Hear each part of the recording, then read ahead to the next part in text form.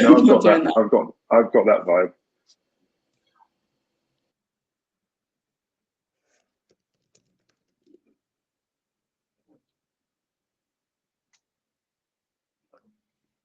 All right, hello everyone who just joined. Thanks for coming along. Just going to kick this off once we get a few more people to join. Thanks for coming.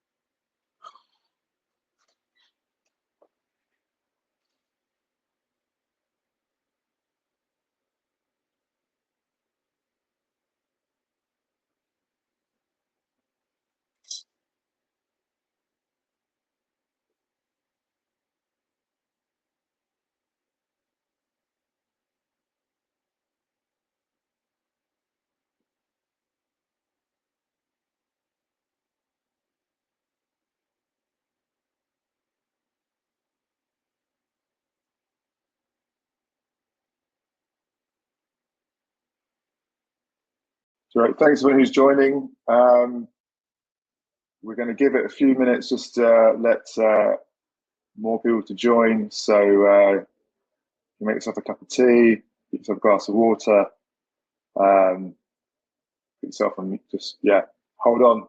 We'll pick up probably in the next few minutes, 2 to 3 minutes.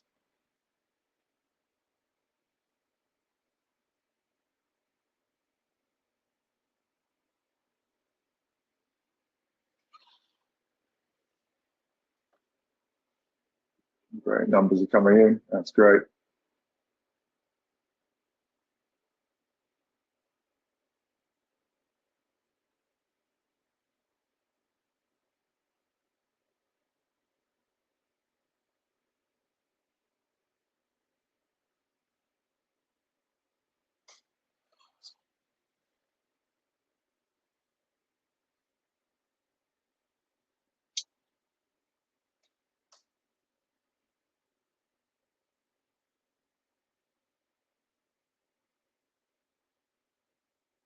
Okay, thanks everyone who's joining just now. We're just going to give it a couple more minutes whilst we wait for people who are running a bit late.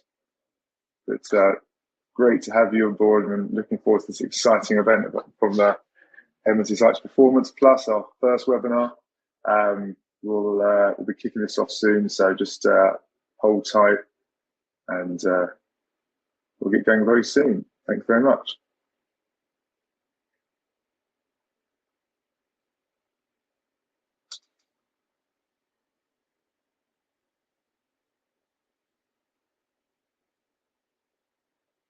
All right.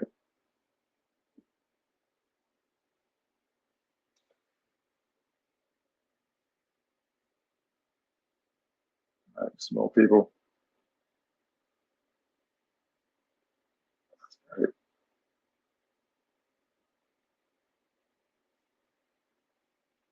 Okay, we'll probably give it just another minute or so and then we'll kick this off. All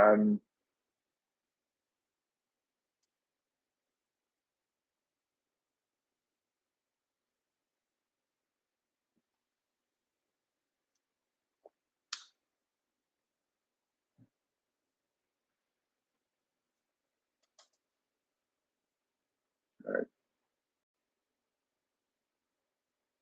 All right. Thanks people just joining us now. We've got our panelists eager to go. So just break it in just a minute. So thanks everyone who was on time, just waiting for a few more and then kick this off. That's great.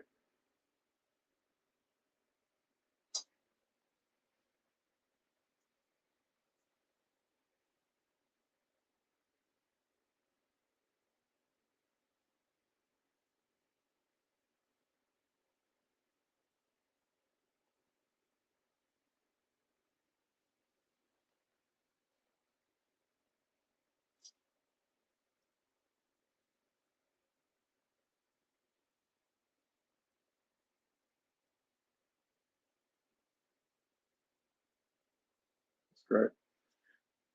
I was warned about the awkward silence at the start of webinars. I'm doing okay. I can do this. Okay, let's kick this off.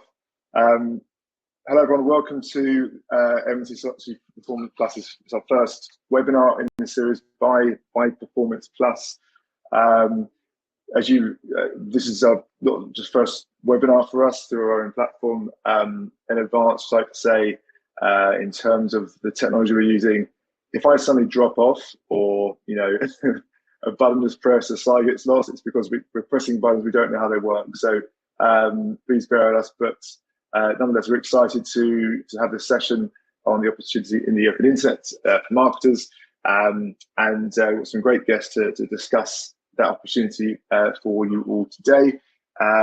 Just a quick introduction. My name is Chris Steedman. I'm the Chief Revenue Officer here at M&T Strategy Performance. I've been with the business for about 15 years now, in our many guises when we used to call it mobile and now performance.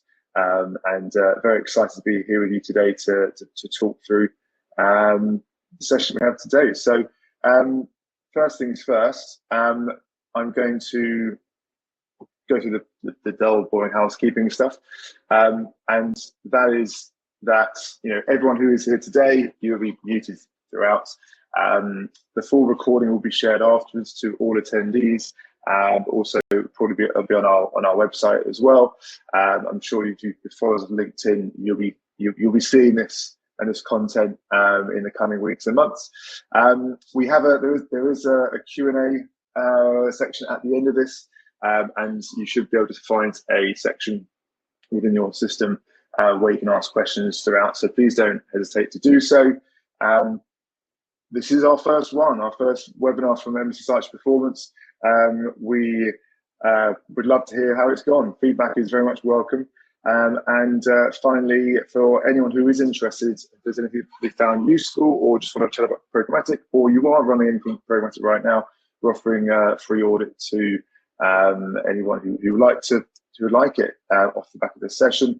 You can contact us at marketing@mntstrategyperformance.com to find out more. So that was the housekeeping piece. We are going to do a quick poll before we get going here. Everyone, you should have received a little pop-up in your screen, and there's just two questions. It shouldn't take you too long. Just to give us a guide of the kind of everyone's understanding of Programmatic, so we can help tailor answers that we're going to be running through today. So the first question is are you running new Programmatic campaigns? Yes, no, or are you planning to in 2025? So a lot of what we're talking about today is the idea of planning for the year ahead. And then the second question, which not sure how you actually get the second question on my one, but question two is, what are the main barriers to running campaigns on the open internet for you? Is it the budget, complexity, how you actually measure the effectiveness, how it works, or any other reason?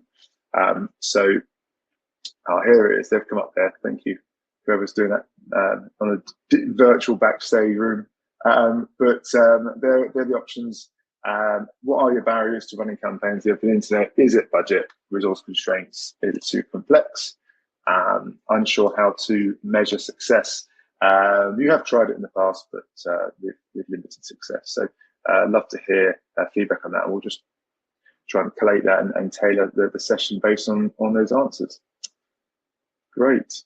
So I'll quickly do a bit more of an intro to M&T Strategy Performance. For those who don't know, M&T Strategy Performance is part of the M&T Strategy Group.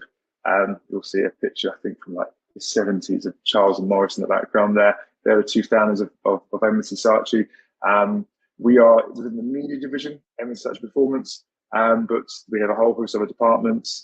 Creativity is kind of our core of the group, but we have a full list of specialisms within our group, consultancy, passions, issues. But today the focus is on the media division, and that's where myself, I work at M&T Strategy Performance, sit.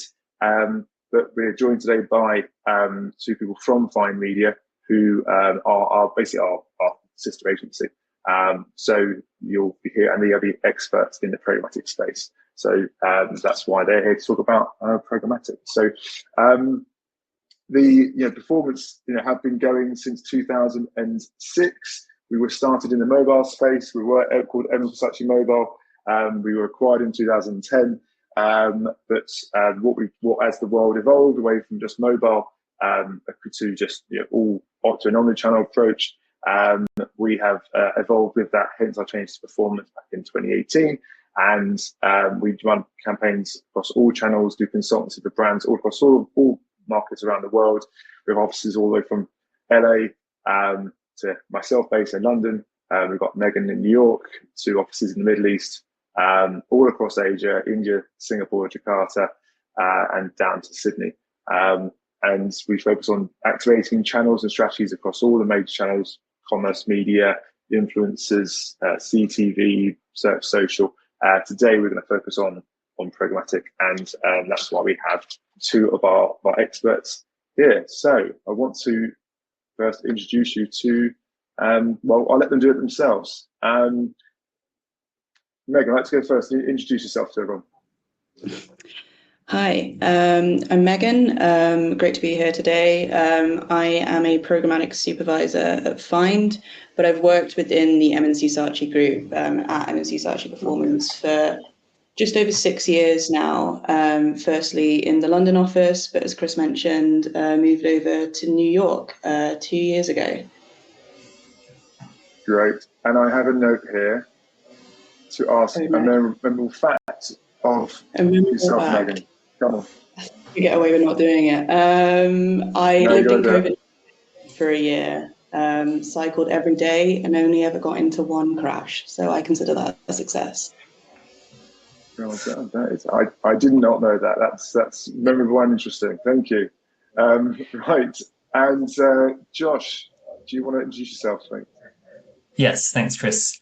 Yeah, hi, I'm Josh. I'm the Associate Director of Programmatic at Find Media. I'm based in London with Chris. I've now been working in the programmatic space for over 7 years now, having initially worked on the search and social side of things. Prior to this, I now oversee and manage a team who work across everything from planning, activation, the organization outputs for our clients across both EMEA and the Americas. And yes, a memorable fact from me, Chris and myself actually have this in common. I was a ball boy at the Wimbledon Tennis Championship. Yeah, debatable how memorable that is, but thanks for sharing, only because I've been there myself, and I think you may notice that if you asked us who won each year's Wimbledon, we'll be talking different decades, I'm sure. But thanks for your intro and memorable fact, Josh. Right, let's kick this off and jump into the questions and get into the detail of why we're here. So, first question is to yourself, Megan, is kick this off. We'll talk about the open internet. What do you mean by the open internet? If you could define that and summarize what you think the opportunity it provides to advertisers.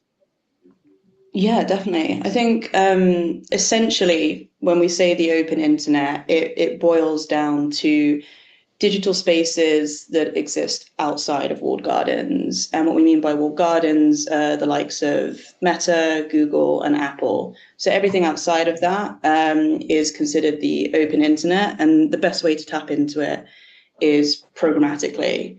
There's a significant opportunity there for advertisers to reach new audiences at scale because of how broad this ecosystem is. And there's, a few examples of open internet spaces being Spotify, for example, or BBC. The benefit of the open web kind of lies in its name, right? Like, it's open, and that means there's a lot of players in the market, both from the buying and selling side.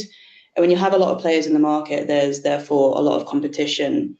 And that's pushed, especially over the last couple of years, like a huge amount of innovation in the space that we'll talk about throughout. Yeah, right. and thanks, Megan.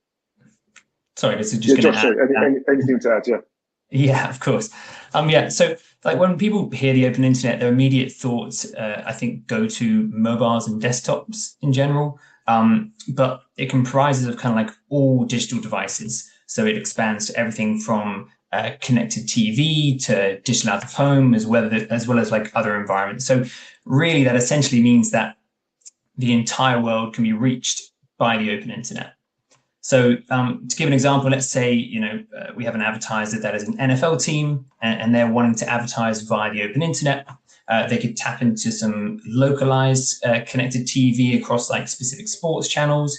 They could serve digital out of home, let's say in kind of the home city and around stadiums for branding purposes.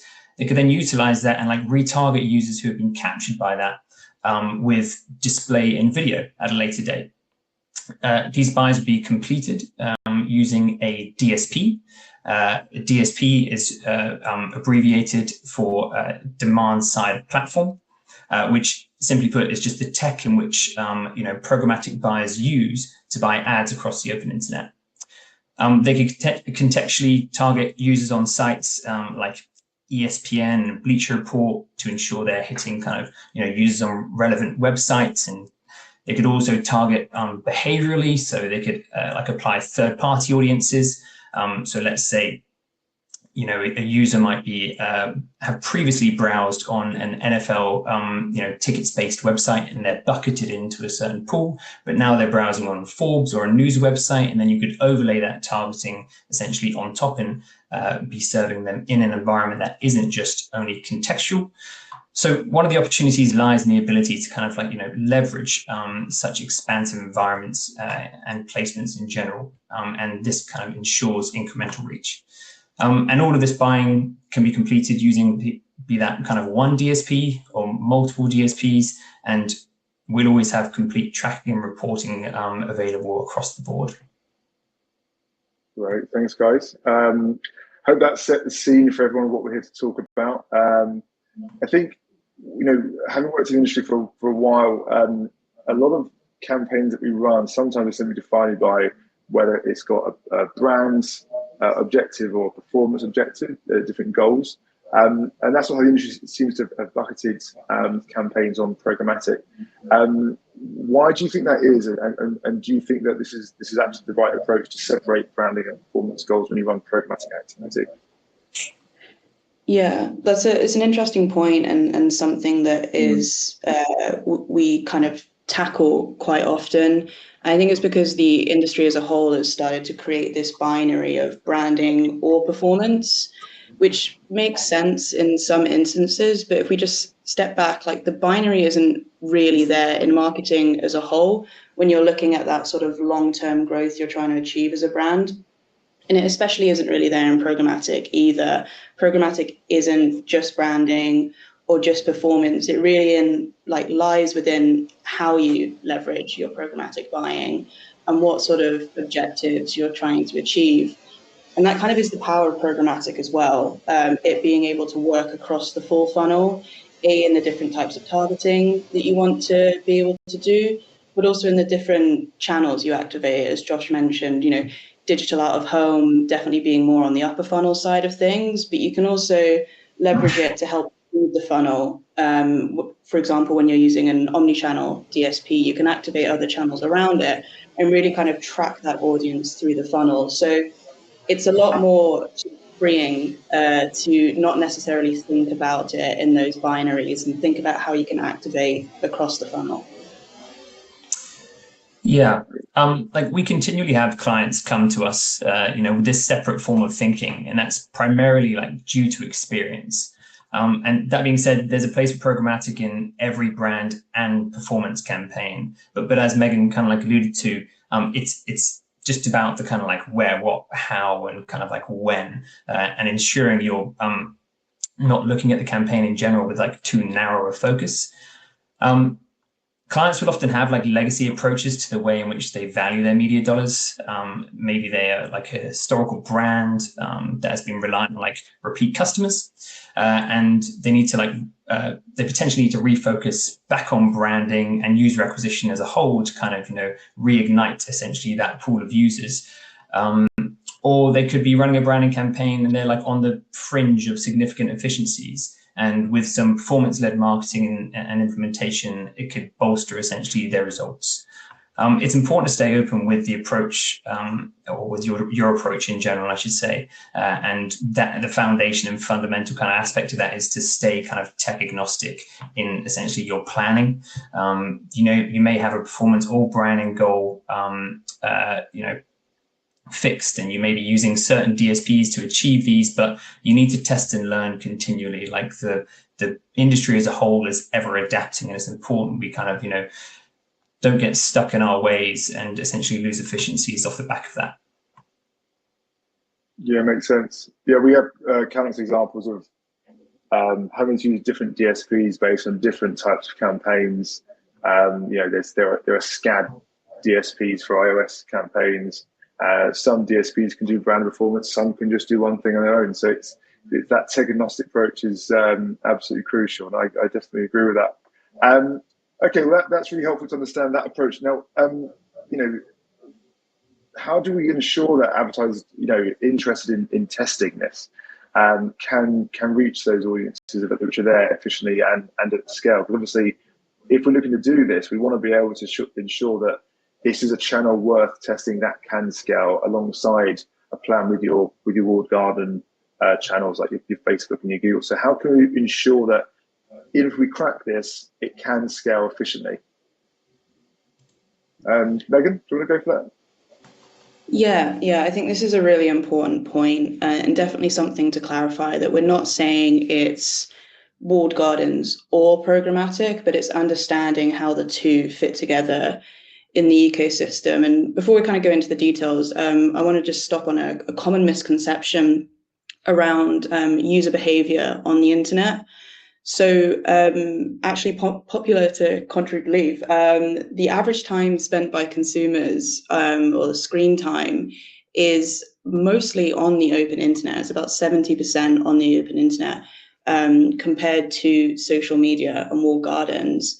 But if you look at the bar graph on the right, most of marketers' budget is actually going into walled gardens. So there's a lot of scale here that is missed out by marketers by not investing in the programmatic space. And to your point around like how do we effectively reach these audiences on the open internet, there's a lot of targeting levers that can be used within DSPs. So there's behavioral audiences. A lot of DSPs have integrations to allow you to use first-party data, whether that be retail media data, which is really starting to expand within this space, or it could be your own first-party data. So you can look at users that have converted previously, and the DSPs can build a lookalike audience off the back of it. So that's an example of helping you massively with audience expansion and allowing you to grow. That's really interesting. Honestly, that graph is so interesting. Like I imagine that has come off the explosion of streaming services on Netflix and Spotify, podcasts. That's all the open internet, isn't it? Yeah, exactly. Yeah, people traditionally think about the open internet as just websites, but if you think about your average day, you're going, on the way to work, you're passing about, 10, 20 billboards, most of them digital now. You're listening to a podcast or audio, you're probably scrolling through the news, and then at work as well. There's so much ingestion on the open internet. Yeah, that's really interesting. So then there's the scale is there. If the scale is larger than in the walled gardens in terms of usage, then if advertisers can crack this, then they can match the scale they're getting on the likes of Facebook and Google. So that's really interesting. Next question, like with all of this reach and scale, how can you ensure that that you focus on high quality inventory? There's you do hear obviously stories about low quality inventory, wastage. There has been multiple issues with the open internet, as in the walled gardens. But how can you make sure that in the open internet that you can get access just to high quality inventory? Josh, do you want to go for that one? Yeah, sure. I think the low quality inventory side of things is a fair concern, but programmatic is a competitive market and it's defined by data. So programmatic works similar to any kind of like fair supply and demand system, where if you have a lot of supply and not much demand, essentially the price is going to drop, and vice versa. So the demand for inventory on programmatic is completely performance-based. If that's viewability, it could be click-through rates, it could be conversion rates for specific performance campaigns. The DSPs ingest all of this information and it takes it into consideration when essentially a bid is being made for a particular ad slot. The DSPs are always optimizing towards certain goals. So even if there is slight wastage at the beginning of a campaign, as the platform gathers data over time, it continues to learn and iterate, and it's buying in its essential buying methods. And so that wastage over time is just going to essentially dissipate. There's a slide here essentially just showing some supply path kind of, I guess, general funnel work. So here we have kind of like an example of us running across two different DSPs. These DSPs both can essentially tap into any of the 5 SSPs, which are supply side platforms, which is essentially the publisher side of things compared to the buying side of things from a DSP perspective. And here what we're basically just looking at is our ability to filter out wastage. So although DSP1 and DSP2 can both tap into essentially the same supply side partner or essentially the same publisher, we'll be able to work out where that efficiency is being won and lost and essentially optimized accordingly. And to the question of high quality inventory, there's a number of different approaches that one can take. A simple whitelist could be utilized. So this is where essentially we select a list of sites we're wanting to buy on. Say, you're a finance-based company. You might want to run on the likes of Forbes or Wall Street Journal, and you can handpick those sites. And now also certain DSPs like the Trade Desk are doing some of that work essentially for buyers. So the Trade Desk have introduced something called the S&P 500, which is essentially the top 500 sites in which they deem to be of the highest quality. And so you could overlay that to essentially assist you in your buying. But the advised approach— that's kind of really, like, just like you can, that's the example of what we've got on this slide here in terms of a lot of these advertisers here would classify in that S&P 500, wouldn't it? Yeah, absolutely. Yeah. Exactly that.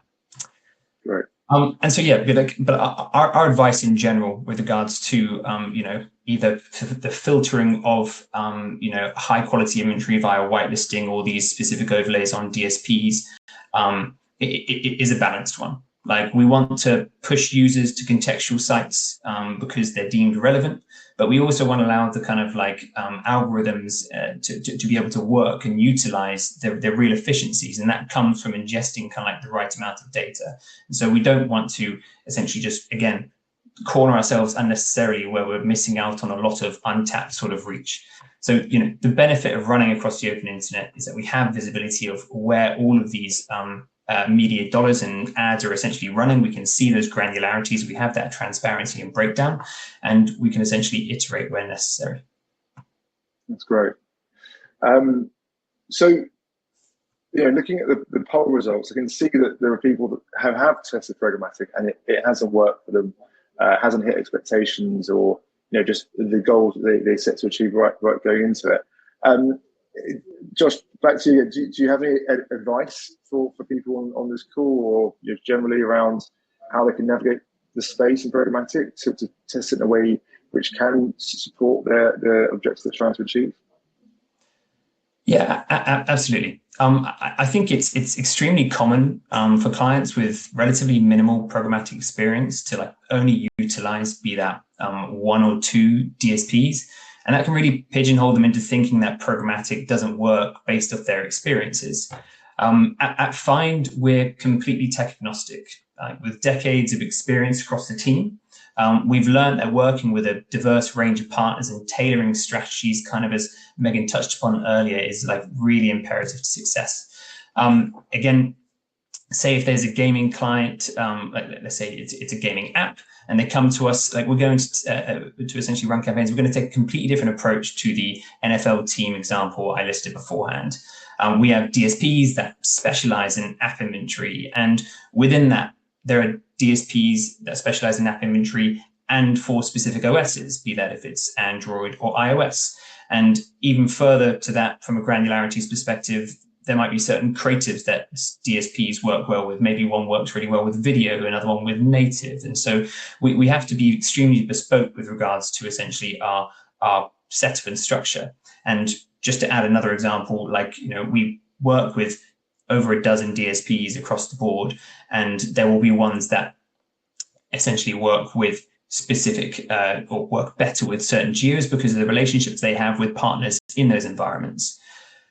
So, just on top of this, the marketing and advertising space, especially around programmatic, is continually changing. We've seen that recently, as kind of Megan touched upon earlier, with if that's Netflix coming into the frame with regards to scale available there.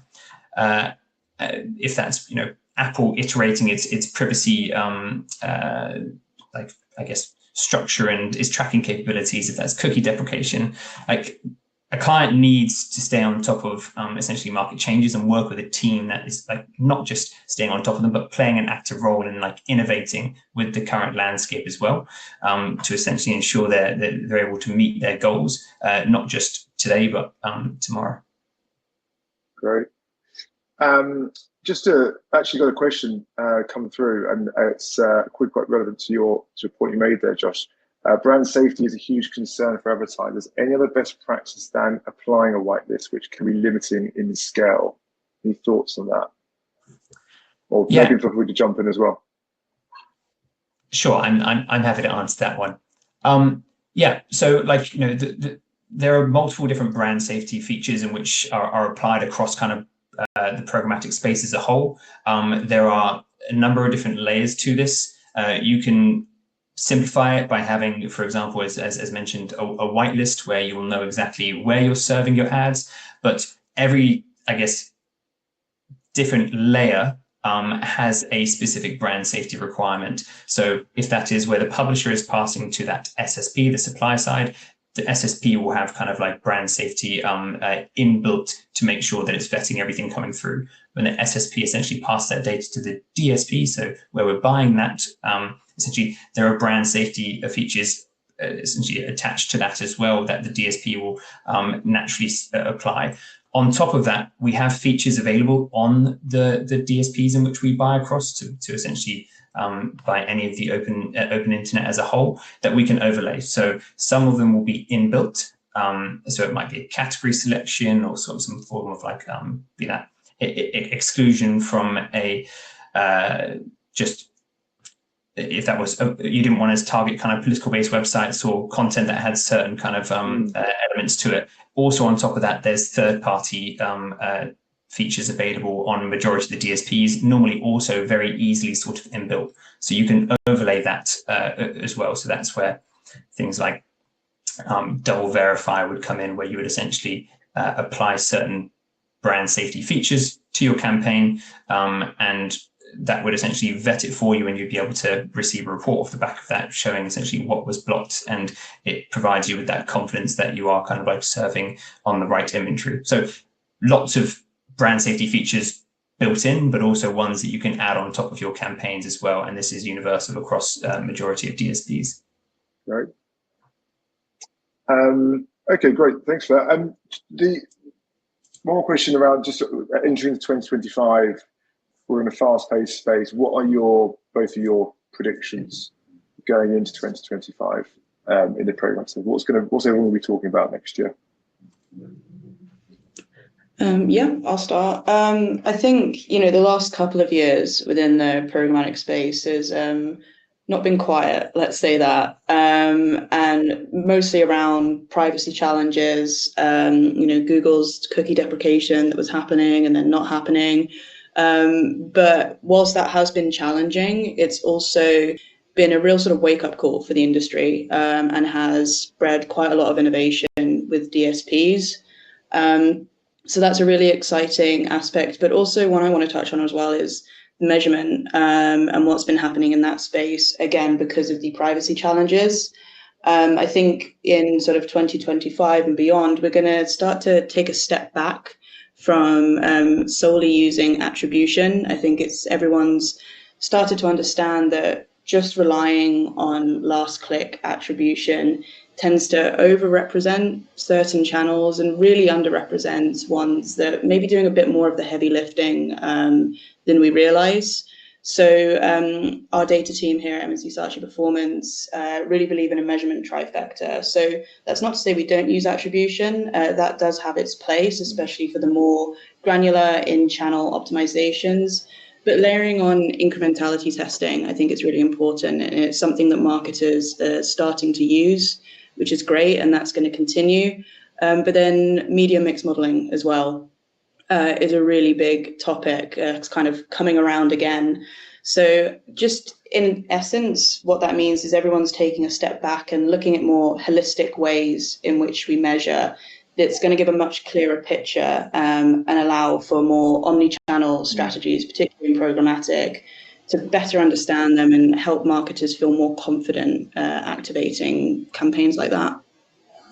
Yeah, makes sense. I can't open LinkedIn now without someone talking about MMM at the moment. Yeah. It's absolutely everywhere. So I can definitely see that being a continual sort of conversation next year. Josh, any predictions from yourself? Yeah, mine's pretty simple, but I'm just expecting the continued growth of connected TV and digital out of home. We're starting to see DSPs that have historically be that solely mobile app, or maybe had a real focus just on desktop and web in general, start to essentially onboard and ingest new environments, and those environments are likely a digital out of home or a CTV offering. And in terms of this growth, it's not just about kind of, again, what the offering is from essentially the ability to access it from an inventory perspective. It's also kind of what we alluded to with regards to the branding and performance merging, the fact that we can utilize different environments in tandem together. And so, yes, the inventory is there, but we need to be able to use them alongside each other to make sure that we're reaping the rewards of potentially retargeting an audience that you've advertised on one, and really sort of like starting to join the dots for different environments rather than having them siloed. Just as an example, I think that we've noted a couple of times, which is a DSP called The Trade Desk. They now, I think as of 2025, expect over 50% of their spend to come from video alone. And this is a historically display-based DSP. So it's very evident that a partner that big, if a partner that big, I should say, is moving in that direction, that, the industry, as well as what we're seeing, is likely going to be moving there as well. That's great. Thanks, Josh. I personally excited around the role of retail data in the open web. I think that's a thing you're hearing more about. How you're going to infuse retail data in for CTV campaigns, the rise of Amazon Prime, and everyone using having the retail data to target people on CTV or across all channels. That's going to be a huge growth area next year. Thank you very much. We've got a few questions in the chat, so we'll kind of go through those. And the first one I can see coming up is, anyone just jump in and answer this one. What KPIs do you suggest for programmatic campaigns? Question, yeah, but many ways you can answer this. How would you go about answering this, Josh? I have to kind of cover that one. So again, it's kind of one of those unfortunate grey answers, which is it's completely dependent on the campaign in which you're essentially wanting to run. So, if you're a branding client and you're wanting to, try and reach as many people as possible, and essentially you're just starting up a brand, or you have a specific promo for something, when you're not going to want to focus on a very granular cost per acquisition goal. You want to maybe look at unique reach as such. Whereas obviously if you might be trying to achieve, let's say, as I used an example earlier, the purchase of NFL tickets, you're probably going to want to utilize that purchase. So that will be a cost per acquisition. So there is no one size fits all here. Like sometimes it's best to optimize for if that's cost per clicks to drive lands, even if kind of like land is the end goal here. So we would tailor essentially our approach depending on, as in, the client's history, what the goals are, but kind of the world's your oyster with regards to what you want to select there. But it's all really dependent on what the primary goals for that campaign are, and then we would select the specific DSP and the tactic we'd want to run to be able to achieve those goals. Great, thank you. Questions? Another one here. This is interesting. How does costs in average compare to traditional Meta and Google, etc.? Can we expect better returns? I suppose it really depends on. Let's go. Also, the cost, I presume, to what CPMs there, and does it have a stronger ROI? So, who wants to go for that one?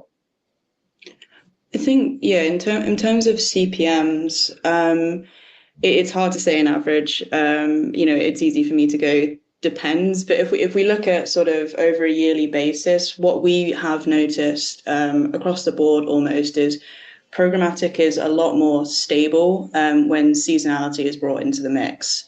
And that's because it's got a lot wider of a supply. It's a lot more agile.